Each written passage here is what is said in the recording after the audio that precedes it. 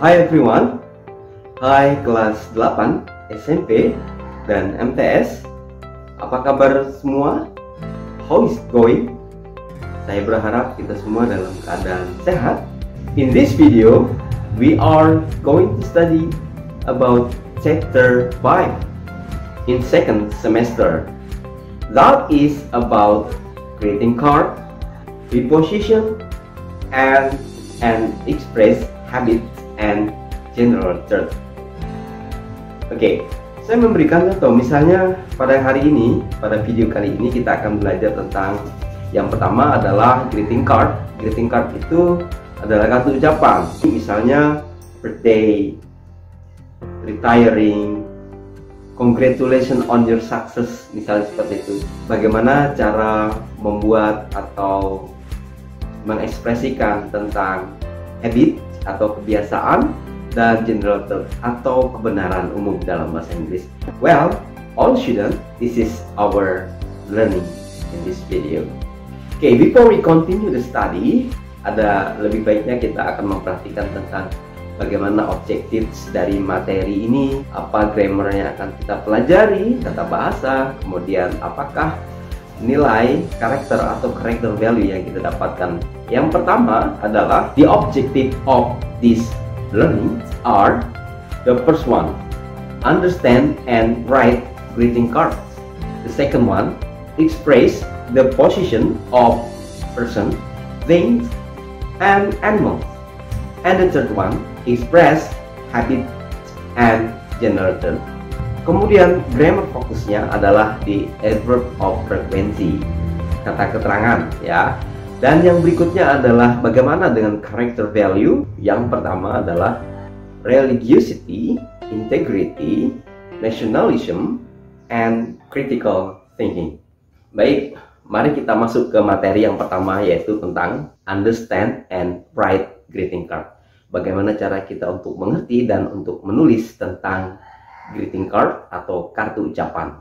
Oke, saya akan mengajukan pertanyaan seperti ini. Number one, have you ever sent a greeting card? Jawab.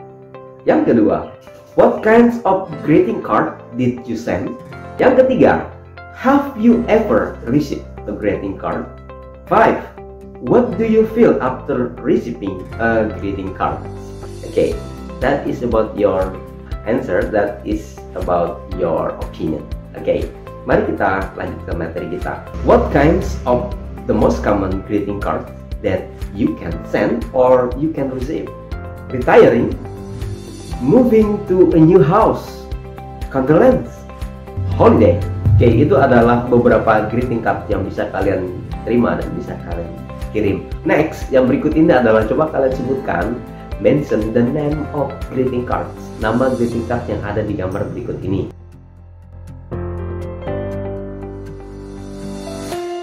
Oke, jawab di kolom komentar atau di buku kalian ya. Next point atau next learning, pelajaran yang kedua kita belajar tentang expression the position of people, things, and animals.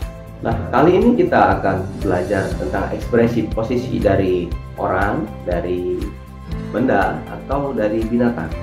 Oke, nah kali ini kalian harus mengetahui tentang preposition atau kata depan. Sebelum kita lanjut materi, ada beberapa pertanyaan yang saya akan ajukan kepada kalian. You can answer it orally. Number one, have you ever been asked to show the position of something? Nomor dua, how do you explain the position of someone or something? Yang ketiga, do you know the preposition is? Give the example of the preposition that you know. Oke, next, yang berikutnya adalah tentang preposition itu atau kata depan. Apa saja preposition yang paling sering kita gunakan? Berikut ini adalah prepositionnya. On, in, next to or beside, in front of, behind, between, under, around. Yes, itu beberapa preposition yang paling sering kita pergunakan di dalam kehidupan sehari-hari. Misalnya, kita ingin mengetahui posisi dari sebuah buah. Saya akan contohkan di sini adalah apple. Misalnya, the apple is on the table. Apple itu di atas meja. The apple is in the box. Apple itu ada di dalam kotak. The apple is behind the box. Apple itu ada di belakang kotak. The apple is under the box. Apple itu ada di bawah kotak. Coba kalian perhatikan barang-barang, the things around you, barang-barang yang ada di sekitar kalian. Coba kalian deskripsikan atau buat kalimat tentang itu. Misalnya kalian lihat sebuah komputer, the computer is on the table. Untuk mendeskripsikan lebih lengkap tentang posisi benda-benda tadi, kita bisa menggunakan kata ada dalam bahasa Inggris. We can use the word ada, or there is, or there are. There is digunakan untuk benda yang tunggal, singular, sedangkan there are digunakan untuk benda yang plural atau lebih dari satu. For example, number one, kita menggunakan there is. There is itu tadi benda yang satu. There is a book on the table. There is a pen under the table. Kalau negatifnya, kita tinggal menambahkan not di belakangnya. There is not a pen under the table. Seperti itu. Kalau pertanyaannya interrogative sentence, kita hanya merubah dari posisi is-nya atau are-nya itu ke depan. Is there a pen under the table? Contoh untuk penggunaan there are. There are adalah untuk benda yang lebih dari satu. Misalnya, there are many books on the table. There are many apples under the table. Untuk negatifnya juga sama, tinggal menambahkan not. There are not. Seperti there is not gitu. Untuk pertanyaannya juga tinggal dibalikan. Are there many books on the table? Oke, seperti itu. Don't forget to practice it ya. Next, kita lanjut ke poin berikutnya, yaitu tentang express, habit, and general truth ya. Ini adalah about atau tentang kebiasaan, habitual action, atau kebenaran umum ya. Habitual action itu adalah aktivitas yang kita biasa lakukan setiap hari atau kita sering melakukannya itu berulang-ulang ya.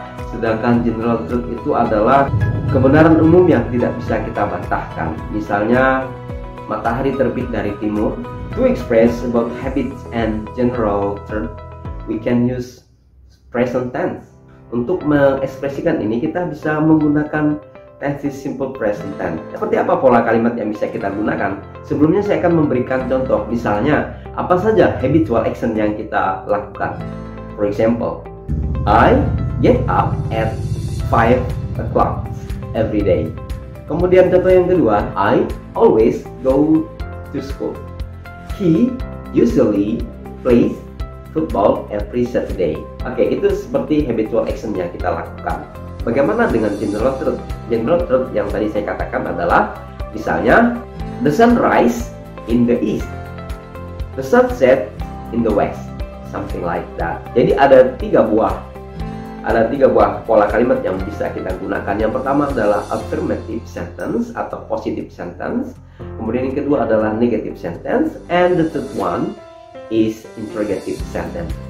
Okay, the first one is about affirmative sentence or positive sentence. Perhatikan di layar ini, saya sudah menunjukkan bagaimana pola kalimatnya ya. Oke, nah contohnya seperti ini. He studies English every day. Budi goes to market every Saturday. I go to school every day. They play badminton every Saturday. Jadi agak rumit penjelasannya. Bagaimana untuk subjek dan untuk kata kerjanya ada di layar ini, bisa diperhatikan ya. Bagaimana penggunaan he, penggunaan she, he, penggunaan subjek. Ada beberapa subjek seperti he, she, it, itu setelah itu kata kerjanya ditambahkan dengan s atau es, seperti he studies, she plays, something like that. Sedangkan untuk subjek yang I, you, we, they yang ada di sini, itu tidak menggunakan s, biasa saja. Misalnya, I play, they write a book, you read many books. Oke, seperti itu. Nah, bagaimana dengan negative sentence? Negative sentence pola kalimatnya adalah seperti ini. Oke, perhatikan di layar ini. Jadi untuk subjek seperti she, he, it, dan orang tunggal itu menggunakan does not negatifnya ya. Misalnya, she doesn't go to school, she doesn't go to Pontianak, Budi doesn't write a book. Seperti itu. Kemudian bagaimana kalau I, you, we, they, dan orang lebih dari satu itu menggunakan don't. Misalnya, they don't play badminton every Saturday and Sunday. And then, I don't read novel. Something like that. Bagaimana dengan interrogative sentence atau kalimat pertanyaan? Pola kalimatnya adalah seperti ini. Oke, perhatikan pola kalimatnya. Jadi, untuk kalimat pertanyaan ini tinggal membalikkan saja. Yang tadinya menggunakan do tinggal dipindahkan ke depan, yang menggunakan does pindahkan di depan. Misalnya, do you play badminton every Saturday? Does you like swimming on Saturday and Sunday? Apa saja adverb of frequency atau kata keterangan waktu yang biasa digunakan untuk habitual action ini atau untuk general verb ini? Ada beberapa adverb of frequency yang bisa kita gunakan, bisa kita hafal, you can memorize it ya, supaya kita bisa menggunakannya di dalam sebuah kalimat. Ada always, ada usually, ada sometimes, ada hardly ever. Well student, itu adalah penjelasan kita untuk chapter 5 atau chapter 5, dan berikut ini adalah beberapa latihan soal yang bisa kalian kerjakan di buku kalian. Latihannya adalah seperti ini. Yes everyone, yes student, itulah pembahasan kita dan latihannya. Thank you for your attention. Don't forget to practice your English every day. Practice makes perfect. See you next time.